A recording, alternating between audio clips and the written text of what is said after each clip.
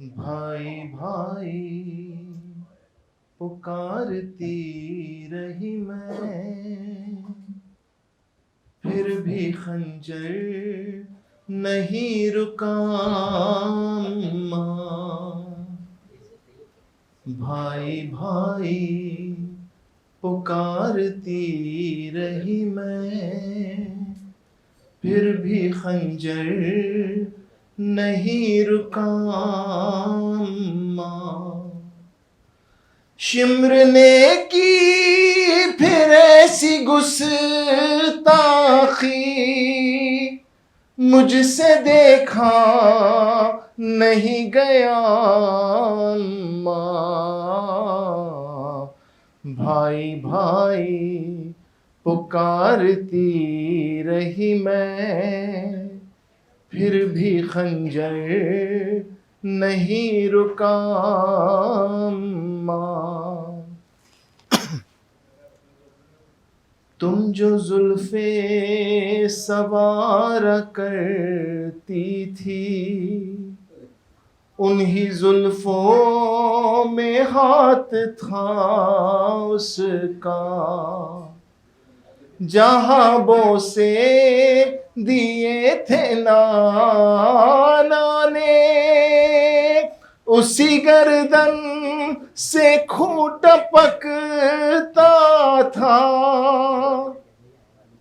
سر شبیر یوں اٹھائے ہوئے، شمر خیمے تک آ گیا ماں۔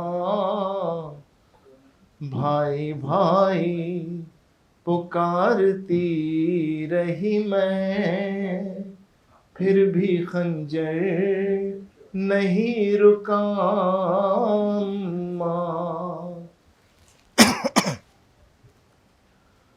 دیکھ کر مجھ کو بین کرتے ہوئے، شمر ہر بار مسکراتا رہا۔ میری نظروں کے سامنے ظالم وار گن کر چھری چلاتا رہا۔ تیرا ضربے تھی کند خنجر تھا، اور شبیر کا گلا ماں۔ بھائی بھائی پکارتی رہی میں، پھر بھی خنجر نہیں رکا ماں۔ چاروں جانب سے گھیر رکھا تھا، تیرے نور نظر کو لشکر نے۔ تیر برساتا تھا کوئی اس پر، کوئی پتھر سے مارتا تھا اسے۔ ریت زخموں پہ وہ گراتا رہا، جس کو پتھر نہیں ملا ماں۔ بھائی بھائی پکارتی رہی میں، پھر بھی خنجر نہیں رکا ماں۔ تیغ جس دم کوئی چلی اس پر، ہائے عباس کہہ کے رویا تھا۔ تیر پیشانی پہ لگا جس دم، ہائے اصغر زباں پہ آیا تھا۔ ہائے اکبر پکارا دنیا نے، جب بھی نیزہ کوئی لگا ماں۔ بھائی بھائی پکارتی رہی میں، پھر بھی خنجر نہیں رکا اماں۔ جب چلایا تھا شمر نے خنجر، میں نے آنکھوں سے اپنی دیکھا تھا، ہاتھ اپنے اٹھا کے پہلو سے تو نے سوکھے گلے پہ رکھا تھا، انگلیاں زخمی ہو گئی ہوگی، ہاتھ مجھ سے تو نہ چھپا اماں۔ بھائی بھائی پکارتی رہی میں، پھر بھی خنجر نہیں رکا اماں۔ ایسی نفرت تھی ان کے سینوں میں، یہ بھی سوچا نہ شام والوں نے، دین اسلام میں ذبیحہ تک ذبح پیاسے نہیں کیے جاتے، 3 دن سے حسین پیاسا ہے، یہ بھی سوچا نہیں گیا اماں۔ بھائی بھائی پکارتی رہی میں، پھر بھی خنجر نہیں رکا اماں۔ ماں یہ زینب سے کہتی تھی اکبر، میری آغوش میں تھا سر اس کا، میں نے گردن کو کٹتے دیکھا تھا، میں نے سانسوں کو رکتے دیکھا تھا، آخری بار زیر خنجر بھی میں نے شبیر سے سنا اماں۔ بھائی بھائی پکارتی رہی میں، پھر بھی خنجر نہیں رکا اماں۔ لا حول ولا قوة الا باللہ العلی العظیم۔ بسم اللہ الرحمن الرحیم۔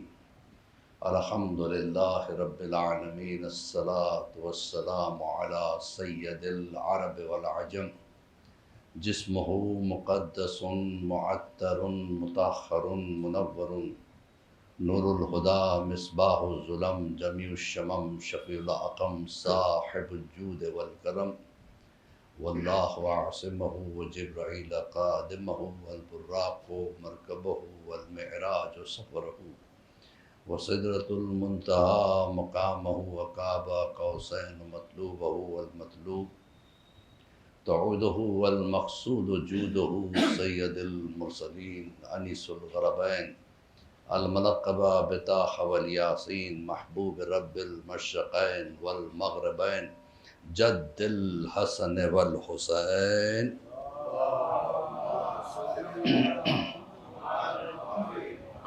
المکی المدنی الخرشی الہاشمی، مولانا ابو القاسم محمد،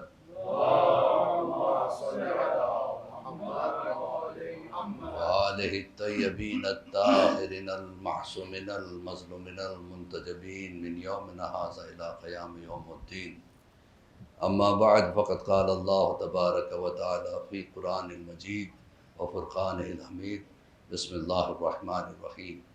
ان المسلمین والمسلمات والمؤمنین والمؤمنات والقانتین والقانتات والصادقین والصادقات والصابرین والصابرات والخاشعین والخاشعات والمتصدقین والمتصدقات والصائمین والصائمات والحافظین فروجهم والحافظات والذاکرین اللہ کثیرا والذاکرات اعد اللہ مغفرۃ واجرا عظیما. صلوات علی محمد.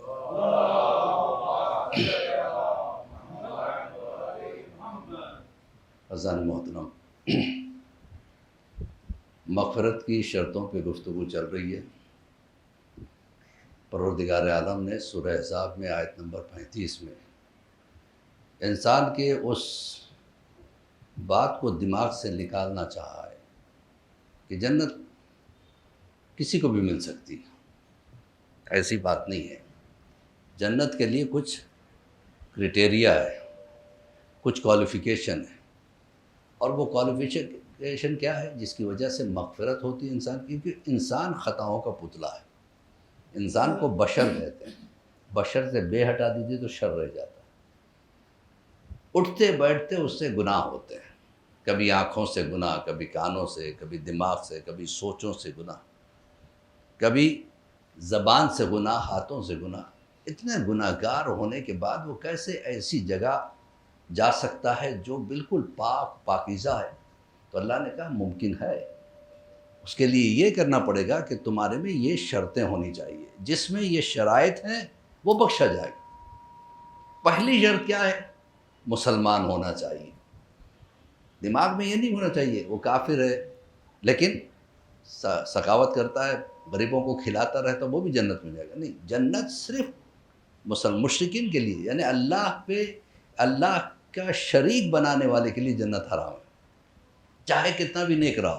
یہ الگ مسئلہ ہے کہ اس کو شاید اس کی سزا میں کچھ کمی وہ ہو جائے، لیکن جنت نہیں مل سکتی کتنا بھی اچھا کافر کیوں نہ ہو. کافر کے لیے جنت نہیں ہے. جنت کس کے لیے؟ اللہ کہتا ہے مسلمان ہونا شرط ہے. خالی مسلمان ہونا نہیں ہے بلکہ والمؤمنین والمؤمنات، یا تو مسلمان مرد ہو یا مسلمان عورت ہو، دونوں مسلمان ساتھ میں مومن ہونا ضروری ہے. ایک صلوات پڑھے گا.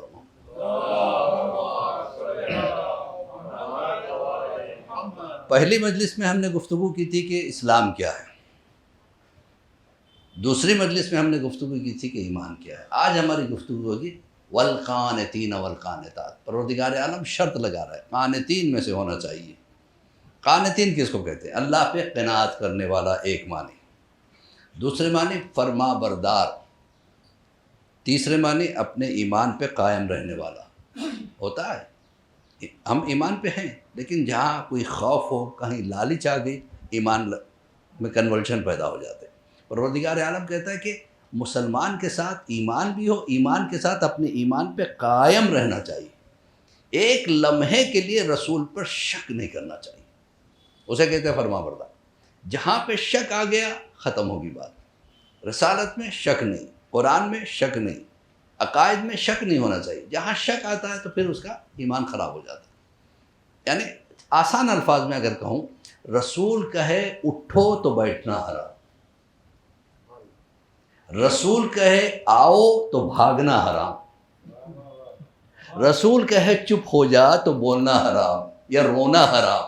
ایک صلوات پڑھے بر محمد وآلہ.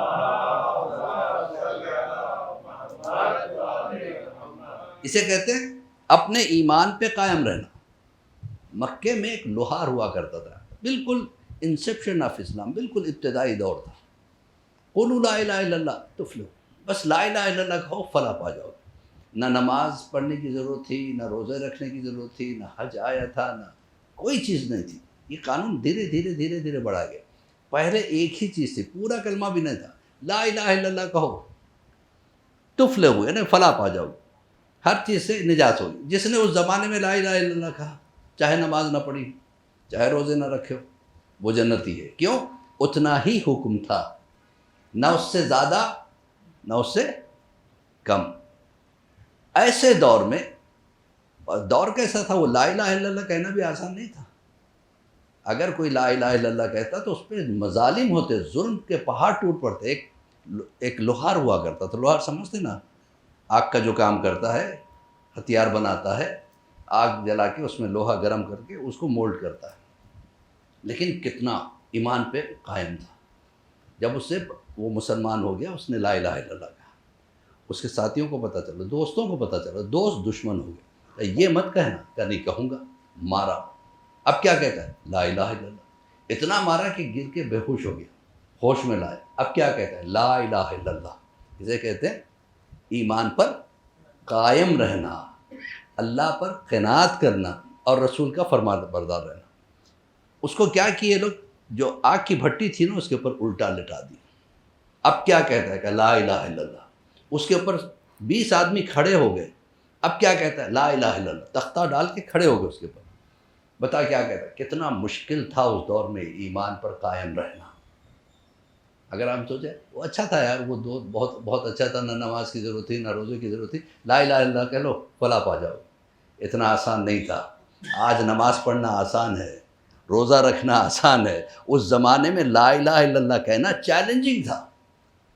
اس پر اس وقت اپنے ایمان پہ قائم رہنا ان کے لیے مغفرت ہے. اور آپ کو مثالیں کچھ اور بھی دے دوں. جناب بلال، کون نہیں جانتا جناب بلال؟ سبھی جانتے ہیں. بلال حبش کے رہنے والے تھے، افریقن تھے، اور مؤذن بنے تھے رسول اللہ کے. اتنی عزت ملی تھی اس زمانے میں، مؤذن ہونا بہت بڑی بات تھی. آج کی طرح نماز پہ گئے نہیں گئے ایسا دور نہیں تھا.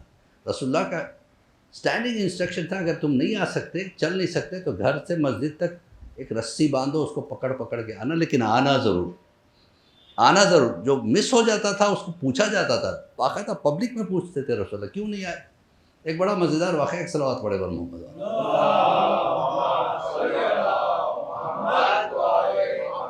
ایک صحابی تھے، ظہر میں آ جاتے تھے، مغرب میں آ جاتے تھے، لیکن صبح کی نماز میں نہیں آتے تھے. رسول اللہ نے پوچھا کیا بات ہے، صبح کیوں نہیں آتے؟ کاہلی آ گئی تمہیں، سستی آ گئی ہے، صبح اٹھنا مشکل ہے تمہارے لیے؟ اچھا وہ زمانہ تو آج کی طرح موبائل کا زمانہ نہیں تھا، 1 بجے 2 بجے سونے والا. جہاں اندھیرا ہو جاتا تھا لوگ سو جاتے تھے، اور ایسا سونے والے خود بخود اٹھ بھی جاتے ہیں. آدمی کی جب جسم کی نیند پوری ہو جاتی ہے 5-6 گھنٹے کے بعد فریش ہو جاتا ہے. کیا اٹھنے میں کوئی پرابلم نہیں ہے؟ سو تو جلدی جاتے، پھر کیوں نہیں آتے؟ کہ نہیں آتا تو ہوں، لیکن راستے میں ایک کرسچن کا مکان آتا ہے، ایک عیسائی کا. اس نے ایک کتا پال رکھا ہے، وہ کم وقت آ کے مجھے چاٹ لیتا ہے، اور میں نجس ہو جاتا ہوں تو نہیں آتا ہوں. اچھا کہ بلاؤ اس کرسچن کو. بلایا گیا. سنا تو نے ایک کتا پال کے رکھا ہے؟ کہا ہاں پالا تو ہے، میرے مذہب میں اس کی اجازت ہے. کیا نہیں تیرا کتا میرے صحابی کو نجس کر دیتا ہے. کیا ایسا کیسا ہو سکتا ہے؟ اگر کرتا بھی ہوگا تو کتا ہے، میں کیا کر سکتا ہوں؟ تو بلا کتے کو بھی لایا گیا. کیسی انویسٹیگیشن ہوتی تھی پہلے. آج کچھ نہیں، ہمارے پر چھوڑ دیا گیا ہے. سویٹ ول، پڑھو نہیں پڑھو، مسجد آنا ہے آؤ، نہیں آنا ہے مت آؤ. اور ہم سمجھتے ہیں کہ سب کچھ کرو اور جنت مل جائے گی. اس وقت اتنا مشکل تھا جنت کے لیے. بلاؤ کتے کو. بلایا گیا، مسجد کے باہر کتا لایا گیا. رسول اللہ خود اٹھ کے گئے، کتے سے پوچھا کیوں تو اس کو نجس کرتا ہے؟ ہماری زبان میں بیان کر، فصیح عربی میں بیان کر. کتے نے کہا یا رسول اللہ یہ خود نجس ہے، میں کہاں نجس کرتا ہوں؟ کیا مطلب؟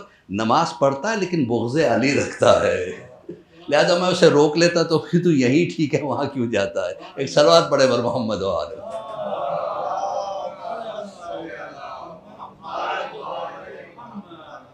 تو عزیزان محترم بہت مشکل تھا اس وقت اپنے ایمان پہ قائم رہنا.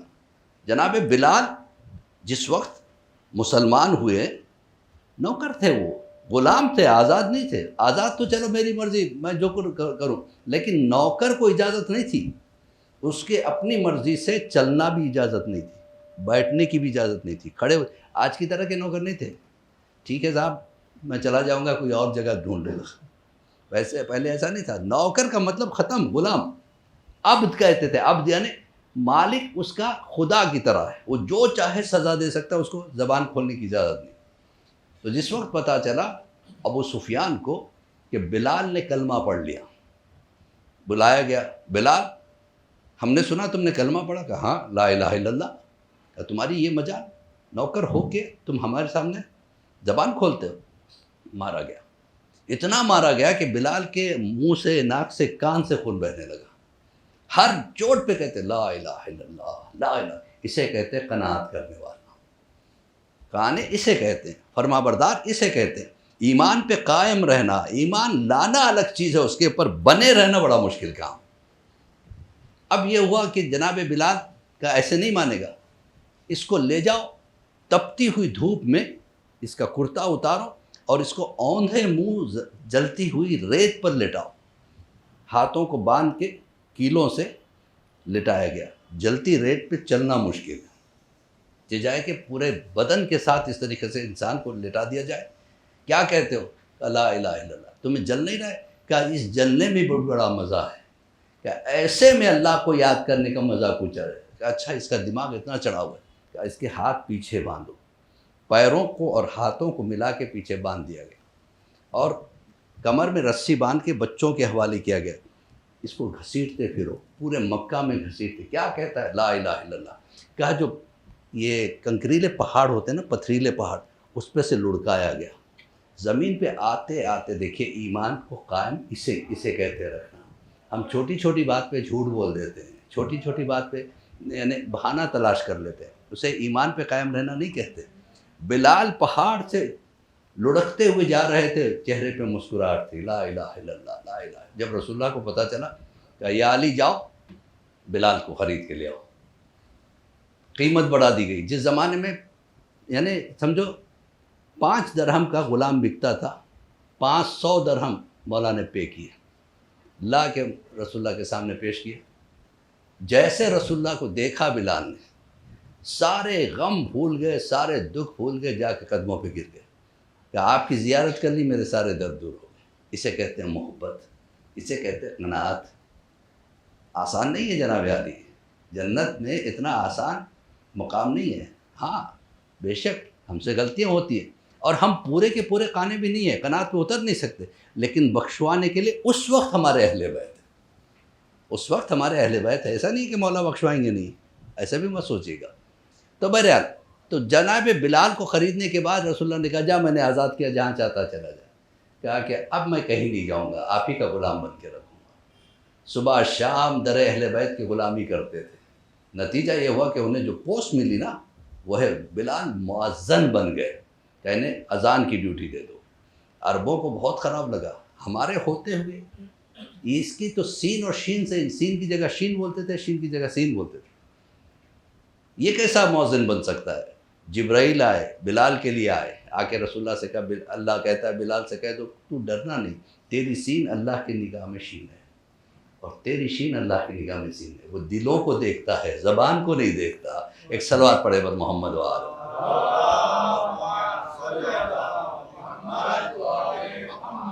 اپنی ایمان پہ قائم رہنا. جناب قیس، جناب مسلم کا ایلچی بنا کے امام حسین نے بھیجا تھا کہ جاؤ یہ خط دے دو. قیس لے کے چلے. جب پتہ چل گیا ابن زیاد کے لوگوں کو تو گرفتار کر لیا. گرفتار جیسے ہوئے فوراً انہوں نے اس کے میٹر کو پڑھا اور اس کو کھا لیا اور نگل گیا. کہ اب تم کیا کرو گے؟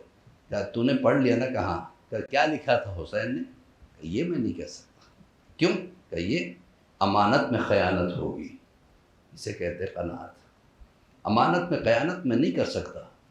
کیا لکھا تھا حسین نے؟ اگر نہیں کہو گے تو ہم ماریں گے. مار لو.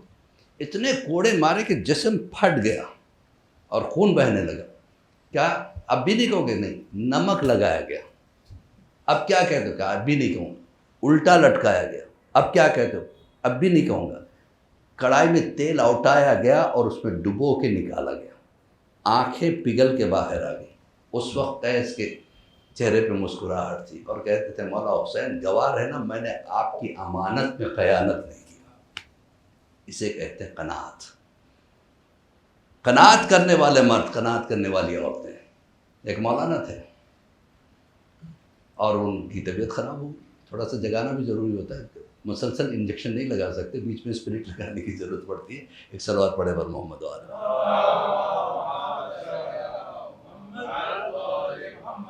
طبیعت خراب ہوئی، وہ ڈاکٹر کے پاس گئے. ڈاکٹر صاحب مجھے نزلہ ہے، بخار ہے. ڈاکٹر نے جانچ کیا، دوائی نکال کے دے دی. یہ گولی صبح میں کھائیے، یہ شام میں، یہ رات میں، اور یہ سرپ پی لیجیے. خوش ہو گئے. کہا آپ کی فیس ارے مولانا آپ سے کیا لوں گا. خوش ہو گئے مولانا نے دعا دی. جاتے جاتے مولانا نے کہا یہ بتائیے پرہیز کیا کرنا. ڈاکٹر بھی مذاقی تھے. انہوں نے کہا کہ مولانا سب کھائیے، مال امام مت کھائیے گا. صلوات پڑھے بر محمد. بہت بڑی ذمہ داری ہے بھیا، بہت بڑی ذمہ داری ہے. ایمان اتنا آسان نہیں ہے جتنا ہم نے لڈو بنا دیا ہے اس کو. بہت بڑی ذمہ داری، اس پہ قائم رہنا. ایمان لانا آسان ہے، قائم رہنا مومن بن کے. اسی لیے کہتے ہیں دعا میں یہ دعا ضرور کرنا کہ پروردگار ہمارا خاتمہ بخیر ہو. ایک صاحب سے میں نے کہا جیسے ملاقات ہوئی، کہا مولانا آپ دعا کر دیں. میں نے کہا آپ کا خاتمہ بخیر. ناراض ہو گئے، 3 دن تک بات نہیں کیا مجھ سے. کیا آپ میری موت چاہتے ہو؟ میں نے کہا بھیا موت نہیں چاہتا ہوں، خاتمہ بخیر ہو. کہا یہ دعا ہر نماز میں کیا کیجیے. پروردگار جب دم نکلے تو میں علی کا چاہنے والا بن کے رہوں، ہوں نہیں، بن کے رہنا یہ مشکل کام. تو ایسے کئی واقعات ملتے ہیں جس میں جو ہے نا صبر ان لوگوں نے کیا. اسے کہتے قرات. وفادار رہنا، امام کے وفادار. ہم تو موجودہ امام کے ماننے والے ہیں. کتنا چاہتے ہیں ہم امام کو؟ کیا ایسے چاہتے جیسے بلال چاہتے تھے؟ کیا ایسے چاہتے جیسے قیس چاہتے تھے؟ کہہ دینا بڑا شک. ارے کتنا اچھا زمانہ تھا، امام کو سامنے دیکھتے تھے. ارے اور زیادہ امتحان تھا ان کے لیے. کم سے کم اب آپ کو یہ ایک بہانہ تو ہے کہ ہم نے دیکھا نہیں تو ہم نے پہچانا نہیں امام کو. نہیں، آپ مجلسوں میں آتے ہو، آپ کی ذمہ داری ہے مجلس سے کچھ لے کے اٹھے، اور یہاں آنے والے کی ذمہ داری کچھ دے کے اٹھے. میں دوں اور آپ نے لیا نہیں تو آپ نے مجلس کے ساتھ انصاف نہیں کیا. یاد رکھیے گا، مومن کہلانا الگ بات ہے، مومن بن کے رہنا یہ بہت بڑی بات ہے. ایک امام کا چاہنے والا، امام زمانہ علیہ الصلوۃ والسلام کا چاہنے والا.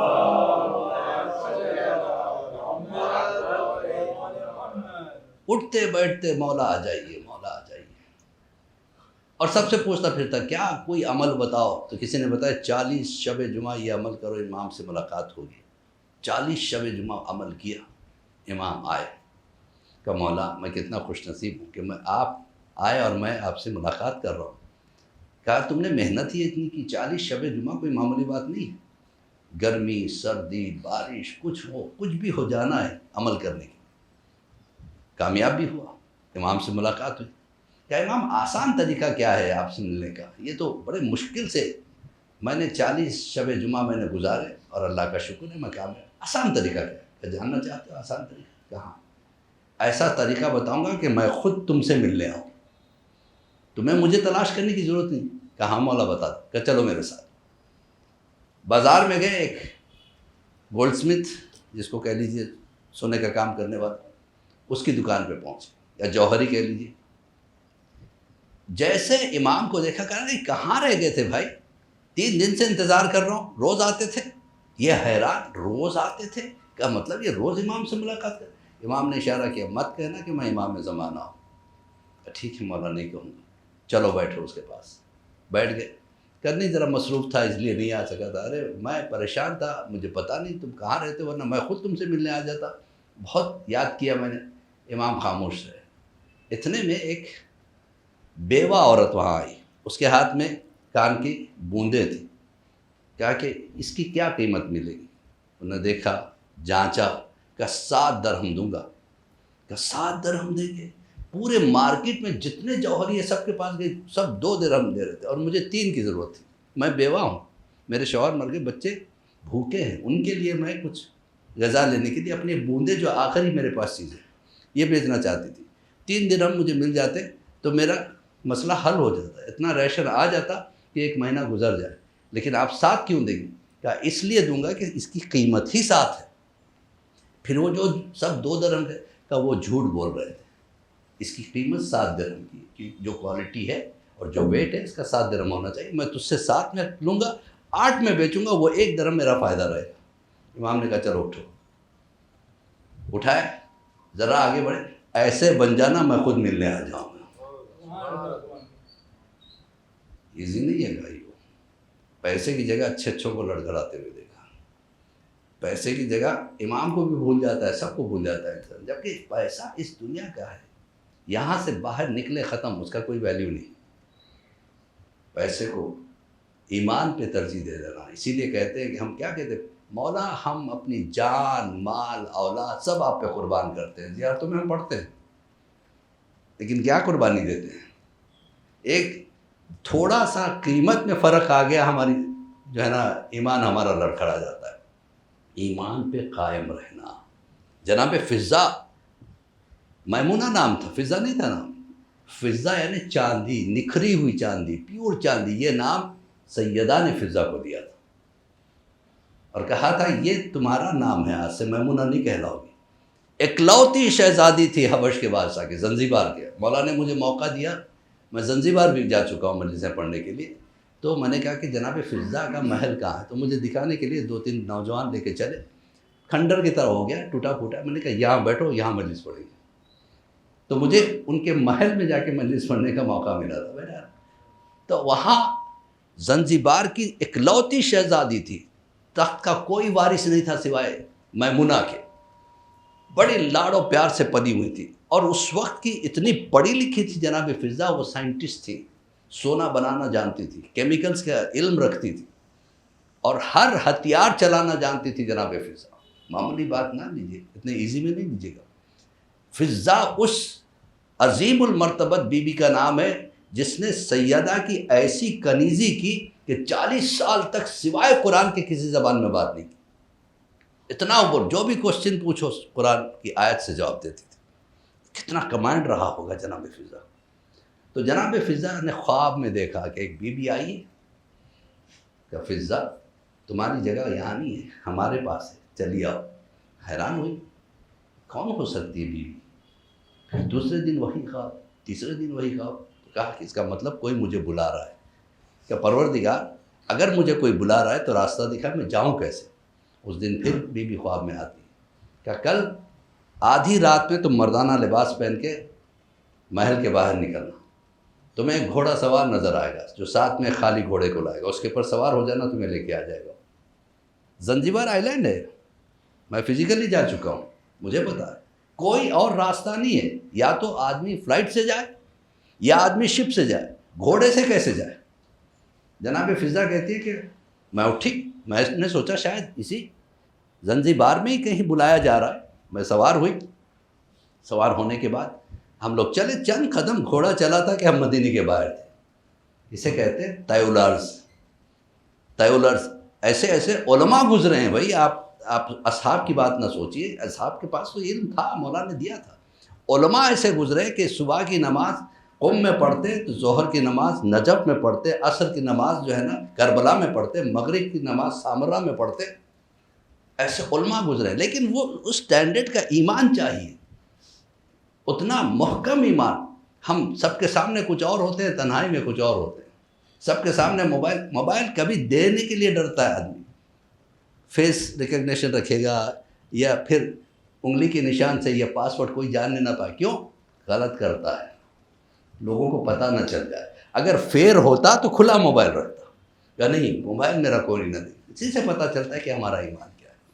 جب موبائل کی جگہ ہم اپنے آپ کو کنٹرول نہیں کر سکتے تو پھر نماز میں کانسنٹریشن کہاں سے آئے گا؟ مجلسوں میں کانسنٹریشن کہاں سے آئے گا؟ یاد رکھیے گا، جس طریقے سے جسم بیمار ہوتا ہے، روح بھی بیمار ہوتی ہے. جسم کی بیماری سبھی کو پتہ ہے. نزلہ ہو گیا بیمار ہے، کھانسی ہوگی بیمار ہے، کورونا ہو گیا بیمار ہے. یہ مثال اگر میں 2 سال پہلے دیتا تو ڈر جاتے. کورونا سے اتنا ڈرا انسان، اتنا خدا سے بھی کبھی نہیں ڈرا ہو. جسم کی بیماری کا پتہ چل جاتا ہے. اٹھنا مشکل، بیٹھنا مشکل، کھانا مشکل، سونا کیا کا بیمار ہے. روح کی بیماری کا کیسے پتہ چلے؟ مجلس میں آنا مشکل، نماز پڑھنا مشکل، روزہ رکھنا مشکل. تو عزیزان محترم، ہماری روح کی بیماریوں کی جو علاج جس جگہ ہوتی ہے اسے مجلس حسین کہتے ہیں. ایک صلوات پڑھے بر محمد و آل.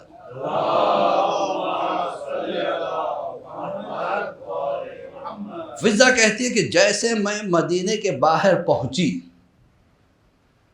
ہم نے دیکھا کہ سامنے سے مولا متقیان آ رہے ہیں.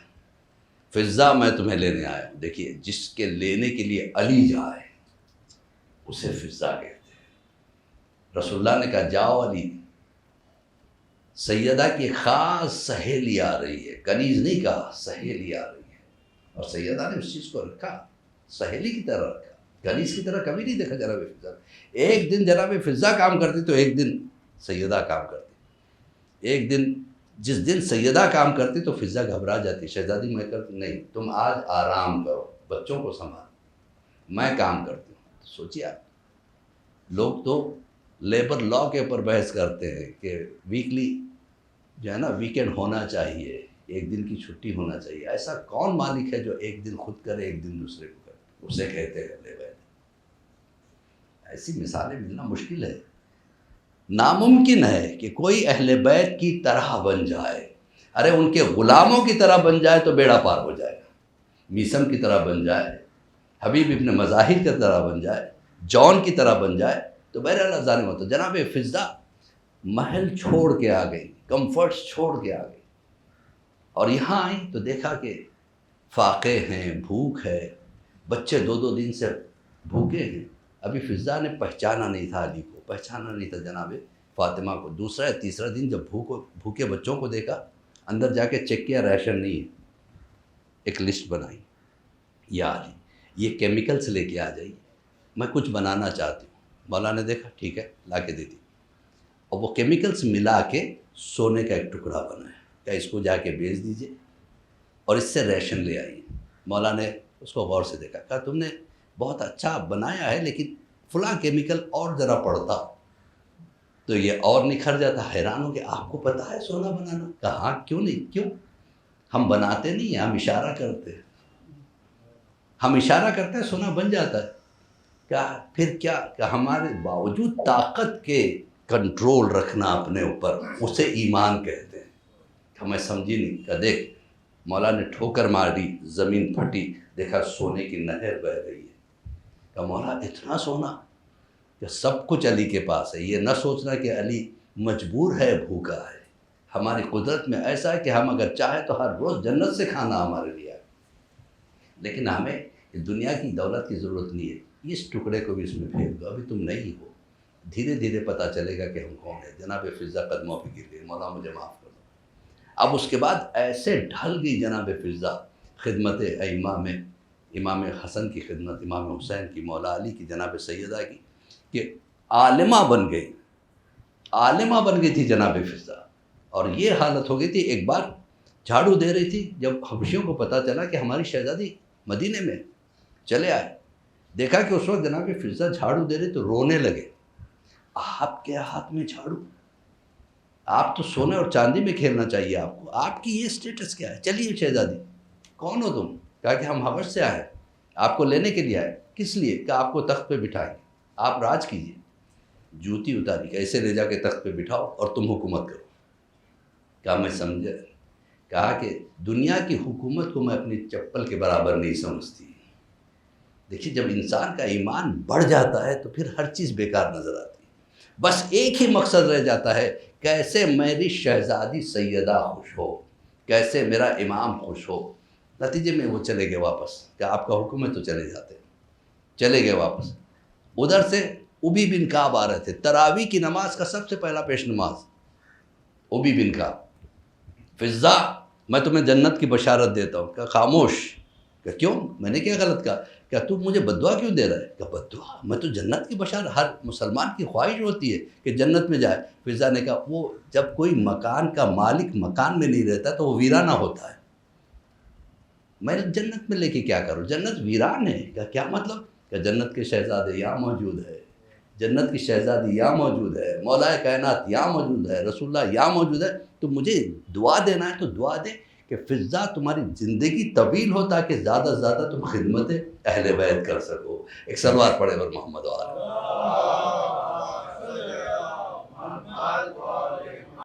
یہ تھی جناب فضا۔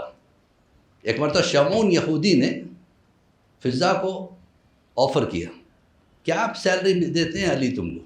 کہا کیوں؟ میں اس کی ڈبل ٹریبل دوں گا، میرے پاس آ جاؤ۔ کہنے لگی تم یہ سمجھتا ہے میں دولت کے لیے کام کرتی ہوں؟ میرے پاس دولت کی کمی نہیں ہے۔ ہنسنے لگا، اچھا تمہارے پاس دولت بھی ہے؟ کہاں دکھاؤ، کون سی دولت ہے؟ کہ تیرے پیچھے جو دیوار ہے تو ذرا غور سے دیکھ۔ پلٹ کے کہا اس میں دیکھنا کیا ہے؟ پتھر کی دیوار ہے۔ کہ آپ دیکھ۔ پلٹ کے دیکھا تو سونے کی دیوار بن گئی تھی۔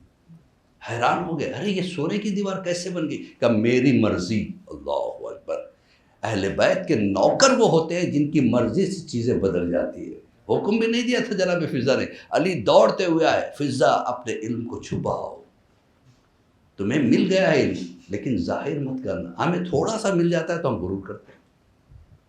تھوڑا سا پیسہ آ گیا مغرور ہو گئے, تھوڑا سا اسٹیٹس بڑھ گیا مغرور ہو گئے, تھوڑا سا پوسٹ مل گئی مغرور ہو گئے. علی والے ایسے نہیں ہوتے. اپنے آپ کو مولائی کہنا اور بات ہے, مولائی بن کے بتانا اور بات ہے. ایک صلوات پڑھے بر محمد و آل محمد.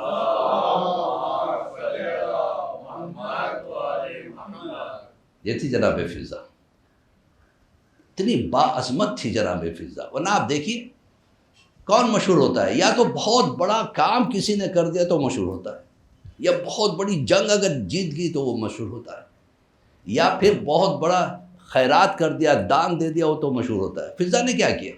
نہ کوئی جنگ لڑی, نہ کوئی بہت بڑا کام کیا. ایک کام کیا جس کی وجہ سے میمونہ نہ رہی, فضا رہی, وہ ہے سیدہ کے دروازے پہ جھاڑو دینا. قسمت والے ہیں جو کربلا جا کے وہاں پہ جھاڑو دیتے ہیں, خدام سے لے کے کہتے ہیں ذرا میں بھی جھاڑو. میں نے دیکھا اپنے آنکھوں سے جوان بچے جاتے مولا کے جا کے جھاڑو دیتے. جھاڑو دینا معمولی چیز نہیں ہے. اسی چیز نے فضا کو فضا بنا دیا سیدہ کے دروازے پہ. ایک دن رسول اللہ نے کہا فضا ادھر آ, میری بیٹی تجھے بہت چاہتی ہے, ایک دن خود کام کرتی ہے, ایک دن تجھے کام کرتی, لہٰذا میں چاہتا ہوں کہ تجھے کچھ انعام دوں. مانگ. کیا مانگتی ہے؟ کیا مانگتی ہے؟ فضا نے فوراً کہا میں اکثر دیکھتی ہوں حسین اور زینب آپس میں جب بات کرتے ہیں کوئی کربلا کی بات کرتے ہیں اور وہ اس کو لے کے بہت سیریس ہیں. میں چاہتی ہوں کہ مجھے اتنی لمبی زندگی ملے کہ میں زینب کی بھی خدمت کر سکوں, حسین کی بھی خدمت کر سکوں. کربلا میں زندہ رہوں. جو مصیبت زینب پہ آئے, جو مصیبت حسین پہ آئے, وہ فضا پہ بھی آئے. اس سے کہتے ہیں محبت. محبت کے لیے مصائب میں واقعات کی ضرورت نہیں ہے, انسان کو احساس کی ضرورت ہے. ایک مرتبہ محسوس کیجیے ہائے حسین کہی, خود بخود آنکھوں میں آنسو آ جائے. لوگ کہتے ہیں مولا ہمارے آنسو کیوں سوکھ گئے؟ کربلا میں نے لوگوں کو دعا مانگتے ہوئے کہا, دیکھا میں نے مولا ہمارے آنسو کیوں سوکھ گئے. وہاں پہ بھی 3 دن کی اجازت ہے, 3 دن کے بعد آنسو سوکھ جاتے ہیں. کربلا میں 3 دن سے زیادہ رہنے کا حکم نہیں ہے, جتنا جلدی ہو سکے 3 دن کے بعد نکل جانے کا حکم ہے. کیوں؟ اس لیے کہ رقت کم ہو جاتی. کسی نے کسی عالم دین سے پوچھا, کہا کہ انسان کی کیپیسٹی غم کی وہی ہے, باپ بھی مر جائے, بیٹا مر جائے, بیوی مر جائے, کوئی 3 دن سے زیادہ وہ مصیبت زدہ نہیں رہتا, بعد میں اللہ صبر دیتا ہے. دوسری بات یہ ہے کہ کربلا ایک ایسی جگہ ہے, میں نے خود آغا بشیر نجفی سے پوچھا, ہمارے یہاں جب تابوت اٹھتا ہے تو ہم اتنا روتے ہیں کہ سینہ پھٹ جاتا ہے ہم لوگوں کا. یہاں کربلا میں آ کے ہمیں موت کیوں نہیں آ جاتی, جبکہ ہم اپنے آنکھوں سے حسین کے مزار کو دیکھتے, کیوں موت نہیں آتی؟ تو آغا نے کہا جانتے ہو بیٹا عباس, جب کوئی زائر آتا ہے تو سیدہ عباس سے کہتی ہے جاؤ اس کے سینے پہ ہاتھ رکھ لینا, وہ مر جائے گا. لہٰذا اللہ صبر دے دیتا ہے. تو عزیزو, جب ہم سن کے یہ کیفیت پیدا ہوتی ہے تو جنہوں نے اپنے آنکھوں سے دیکھا ہوگا, ابھی آپ نے بہترین مرثیہ سنا, بھائی بھائی کہتی تھی زینب, اس میں کیا الفاظ تھے کہ شمر جس وقت سینے پہ چڑھ کے خنجر چلا رہا تھا زینب دیکھ رہی تھی. جب سن کے ہم اتنے برسوں سے روتے ہیں تو زینب نے تو دیکھا تھا حسین کو شہید ہوتا. عزیزان محترم, کربلا کے واقعات کو اینالائز کیجئے, کبھی آنکھ بند کے رات کو سوتے وقت تصور کیجئے کیسے حالات پیدا ہوئے تھے. کسی کا ایک بیٹا مر جاتا ہے تو پاگل ہو جاتا ہے, 2 بیٹے مر جاتے ہیں تو پھر برداشت نہیں, 3 بیٹے اگر مر جائے تو آدمی بھی مر جاتا ہے, زیادہ دن زندہ نہیں رہ پاتا. کیسا کلیجہ تھا حسین کا. عباس کو شہید ہوتے ہوئے دیکھے, علی اکبر کو شہید ہوتا ہوا دیکھے, علی اصغر کو گودی میں شہید ہوتا ہوا دیکھے. عزیزان محترم, آج چونکہ مخصوص مصائب ہیں جناب حر کے, لہٰذا وہ پیش کرنا چاہتا ہوں. 3 محرم ہے, جس وقت حر کربلا میں آئے, اتنا پیاسا تھا حر کہ جس کی انتہائی پانی ختم ہو چکا تھا, اور عربوں میں اگر پانی ختم ہو جاتا تو وہ لوگ فار گرانٹیڈ لے لیتے تھے کہ اب ہماری موت ہے. حر پیاسا تھا. جب امام حسین کو گھیرا ہے کربلا میں تو حر کی حالت دیکھ کے حسین نے کہا باتیں بعد میں ہوگی, ذرا پانی پی لو. کہا میں نہیں، میرا پورا لشکر پیاسا ہے. کہا عباس سب کو پانی پلاؤ. مولا عباس نے کہا ہم اپنے بچوں کے لیے پانی رکھے ہوئے تھے. کہا پلا دو، بچوں کا اللہ مالک ہے. اللہ اکبر. جو اپنی اولاد کا نہ سوچے، جو اپنوں کا نہ سوچے، غیروں کے لیے سوچے، اسے حسین کہتے ہیں. مولا عباس نے پانی پلانا شروع کیا. حسین کھڑے ہیں. حسین ایک سپاہی، گھر کا سپاہی کہتا ہے اتنا پیاس کا غلبہ تھا مجھ پہ کہ میں کھڑا نہیں ہو سکتا تھا، میں گر گیا. میں چاہتا تھا کہ مجھے کوئی پانی پلا دے، سب کو پلایا جا رہا ہے تو میں چلا کے کہنا چاہتا تھا لیکن میری آواز نہیں نکل رہی تھی. مجھے یقین ہو گیا کہ میں مر جاؤں گا. اتنے میں حسین کی آنکھ مجھ پہ پڑ گئی. حسین خود میرے پاس آئے، میرے سر کو اٹھا کے اپنے زانوں پہ رکھا. رکھنے کے بعد کہا پانی پی لے. میں منہ بھی نہیں کھول سک رہا تھا. حسین نے اپنے ہاتھوں سے کھولا اور میرے منہ میں پانی ڈالتے ہوئے کہا یاد رکھنا آج میں تجھے پانی پلا رہا ہوں، کل جب میں میرے چھوٹے سے بچے کو لے کے آؤں گا تو اس وقت اس پیاس کا احساس کر لینا کہ میرا بچہ کتنا پیاسا ہوگا. عزیزان محترم، حسین نے سب کو پانی پلایا. خود نے اس احسان کو محسوس کیا. یہاں تک کہ 10 محرم آ گئی، فوج پہ فوج آ رہی تھی، فوج پہ فوج آ رہی تھی، اور آنے والے سیدھے نہیں آتے تھے. تلوار والے آتے تو تلواریں ٹکراتے ہوئے آتے تاکہ بچے سہم جائے. کمان، تیر کمان والے آتے تو کمانوں کو کڑکاتے ہوئے آتے تاکہ بچوں کو ٹارچر ملے. حسین کے بچے بار بار پوچھتے یہ کس کی فوج آئی؟ کہ فلاں کی. یہ کس کی فوج آئی؟ یہ فلاں کی. سارے یزیدی فوج آتے. جناب سکینہ نے مولا عباس سے پوچھا چچا ہمارا کوئی نہیں ہے؟ ہمارے لیے کوئی نہیں آتا؟ یزید کے لیے اتنے لوگ آتے؟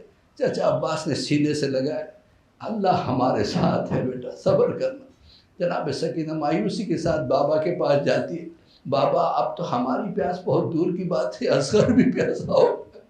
حسین سینے سے لگا کے کہتے بیٹا صبر کرنا. سکینہ خاموش ہو جاتی. ایسے میں رات آ گئی. جب رات آئی تو رات میں حر اپنے خیمے میں ٹہل رہا ہے، بے چین ہو کے ٹہل رہا ہے. اتنے میں غلام نے کہا مولا آپ کیوں گھبرا رہے ہیں؟ آپ تو میرے آقا ہیں، آپ 1000 کے برابر، یہ تو 72 ہیں، ان سے خوف کھاتے ہیں. کہا میں خوف ان سے نہیں کھاتا. کہا پھر کس سے کھاتے ہو؟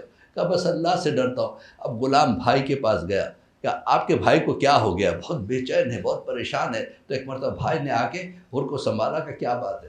کہ میں ڈر گیا ہوں. کہا کس سے ڈرتے ہو؟ عباس سے. تم کسی سے کم تھوڑی ہو. کہا نہیں آپ نے پہچانا نہیں، ذرا میرے ساتھ چلیے. حر ایک مرتبہ اپنے بھائی کو لے کے ایک ٹیلے پہ آیا. اذان محترم محرم باقاعدہ شروع ہو گیا. آپ بلک بلک کے نہ روئیے، کھل کے روئیے. آپ کے رونے پہ کوئی تماچے نہیں مارتا، آپ کے رونے پہ کوئی تعزیہ نہیں مارتا. لیکن کربلا میں ایک ننھی سکینہ کہتی بابا کوئی تماچے مارتا، کوئی تعزیہ نہیں مارتا. ہاں میری آواز وہ بیوی ابھی سن رہی ہے. عورت ویسے بھی کمزور دل کی ہوتی ہے، اللہ ان کو صبر دے. تو جتنا ہو سکے کھل کے روئیے. سید سجاد کہتے ہیں مجھے وہ رونے والے بڑے پسند ہیں جو چلا چلا کے روتے. تو اذان محترم جناب حر بھائی کو لے کے ٹیلے پہ پہنچے. کچھ آواز آئی، بھائی نے غور سے سنا. کہا گھوڑوں کے ہرنانے کی آواز آ رہی. کہا نہیں اور غور سے سنو. اب جو غور سے سنا کہا اونٹوں کی. کہا اور غور سے سنو.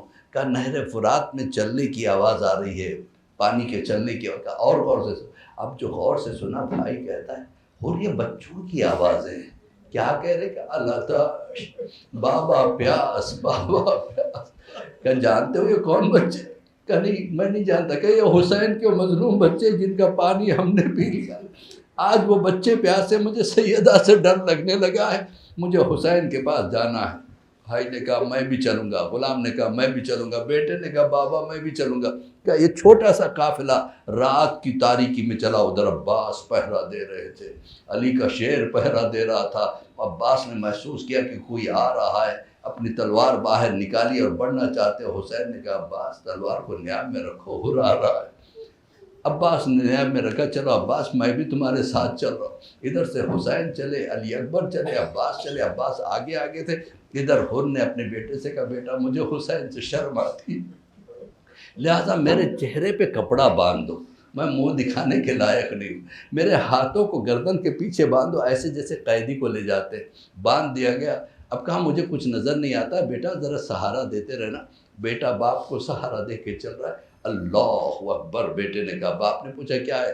کہ عباس آ رہے، اور ایک مرتبہ شرمندہ ہو کے کہتا ہے مجھے عباس سے بہت شرم آتی ہے، میں حسین کو گھیر کے یہاں تک لے کے آیا تھا۔ پھر بیٹے نے کہا اللہ اکبر، کہا اب کیا ہوا؟ کہا علی اکبر بھی ساتھ میں ہے۔ پھر بیٹے نے 3 مرتبہ کہا اللہ اکبر اللہ اکبر اللہ اکبر، کہا اب کیا ہوا؟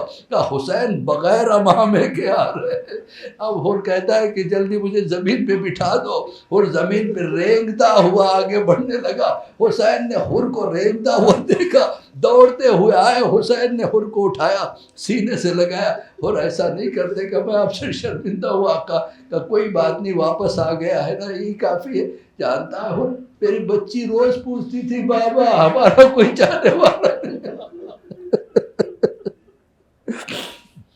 بابا ہمارا کوئی چاہنے والا نہیں آئے گا۔ میں جواب دے نہیں پا رہا تھا۔ اب میں فخر سے کہوں گا سکینہ دیکھو حر آ گیا ہے۔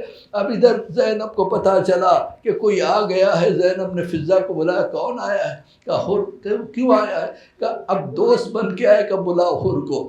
زینب کے خیمے کے باہر حر آ گئے۔ ایک مرتبہ زینب اندر سے کہتی حر ہمارے دروازے پہ جب بھی کوئی آیا خالی ہاتھ نہیں گیا ہے، کاش کچھ کھلانے کے لیے ہوتا تو زینب پیش کرتی، ہمارے پاس تو پانی بھی نہیں ہے۔ حر نے ہاتھ جوڑ کے کہا شہزادی اب اس سے زیادہ شرمندہ نہ کیجیے، حسین کی خدمت میں حر آئے، بس مولا مرنے کی اجازت دیجیے۔ صبح ہو چکی تھی، حر جانا چاہتے تھے، بیٹے نے کہا نہیں بابا میرے ہوتے بھی آپ کیسے جائیں گے؟ باپ نے بیٹے کو اجازت دی، حر کا بیٹا حسین سے اجازت لے کے آگے بڑھا۔ ادھر آگے بڑھا تو حر پیچھے پیچھے کمر تھاپے ہوئے، حسین نے قریب میں بلایا، سینے سے لگائے، بیٹے کا غم بہت ہوتا ہے، تم یہاں بیٹھو میں جاتا ہوں پیچھے۔ ایک مرتبہ حر بیٹھ گئے، یہاں تک کہ وہ وقت آیا جب بیٹا گرا ہے نا، جوان بیٹے نے آخری مرتبہ کہا السلام علیکہ یا ابا عبداللہ الحسین، مولا حسین آپ پہ سلام۔ حر دوڑے، اور کہتے ہیں میں اتنے تیزی سے دوڑا لیکن پتہ نہیں مجھ سے پہلے کب حسین پہنچ چکے تھے، اور حسین کے زانوں پہ میرے بیٹے کا سر تھا۔ میں نے بیٹے کو اٹھانا چاہا، حسین نے سینے پہ ہاتھ رکھ کے پیچھے ہٹا دیا۔ کوئی باپ اپنے بیٹے کی میت اٹھاتا ہے، اور ہٹ جا، میں کہوں گا مولا آپ نے حر کو تو روک لیا، لیکن جب جس وقت علی اکبر گرے تھے اور کہا بابا اے مولا کوئی آپ کو سنبھالنے والا نہیں تھا، انا للہ و انا الیہ راجعون۔ رضن بقضاء تسلیما لامر مولا، اللہم بحق محمد وانت المحمود، بحق علی وانت العلا، بحق فاطمة تفاطر السماوات والارض، بحق الحسن وانت المحسن، بحق الحسین انت قدیم الاحسان، واستجب دعائی واقض حاجاتی برحمتک یا ارحم الراحمین۔